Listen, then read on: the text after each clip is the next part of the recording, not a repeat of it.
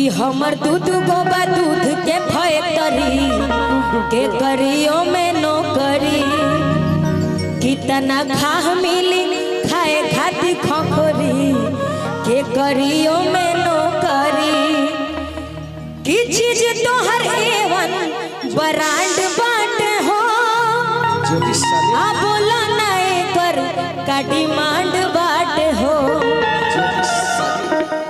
500 में की चीज तो हर एवन ब्रांड बाट हो आ बोला नए कर का डिमांड बाट हो।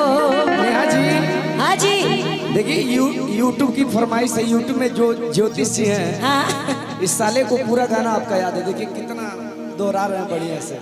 और हमारे भाई मुकुल भाई यहाँ पे खड़े हैं, उनका और अंदर से गुदगुदी हो रहा है कि हाँ ये गाना गाइए।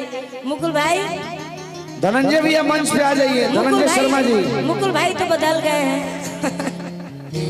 कि चीज तो हर एवन ब्रांड बाट हो आ बोला नए कर का डिमांड बाट हो।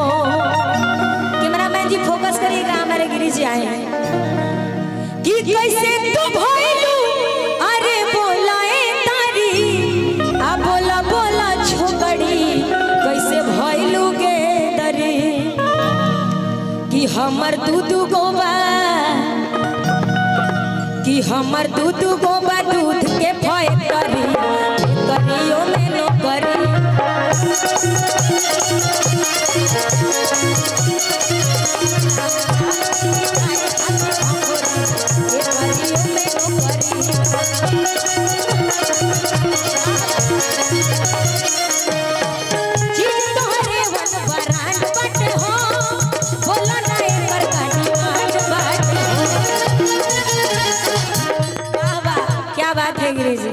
काय बन के दिन चलती रही चीज तोहरे वन ब्रांड बाटे हो बोला ना एक का डिमांड बाटे हो कि कैसे तू भइलू अरे बोलाए तारी बोला बोला छोकड़ी कैसे भइलू गे दरी कि हमर दूध गोबा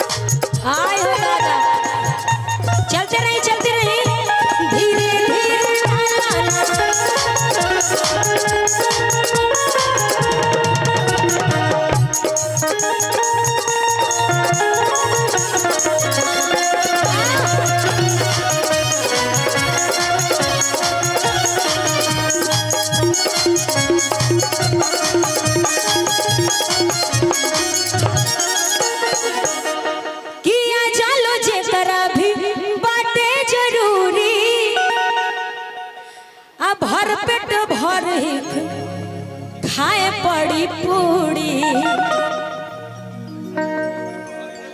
बर्फ। अच्छा मुकुल भाई के फरमाइश में हम बर्फ गाई कि खाना पीना ना बनवले पड़ू अब हो रही से मुँह लटकवले पड़ू तू हम अडहके में हरिया पिया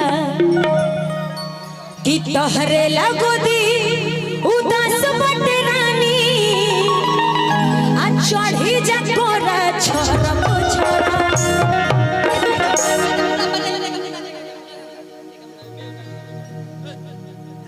बाद में रिकॉर्डिंग होगा भाई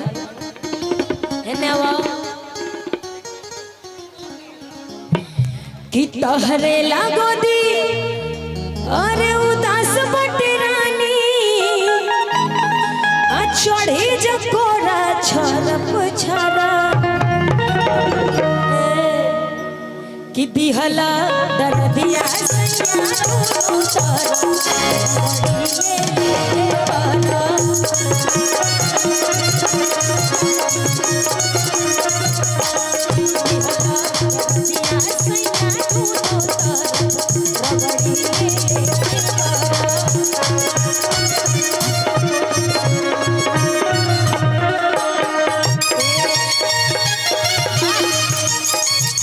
ए हेलो अनुपमा जी, हेलो इधर आइए तो इनको अनुपमा जी को एक माइक दीजिए।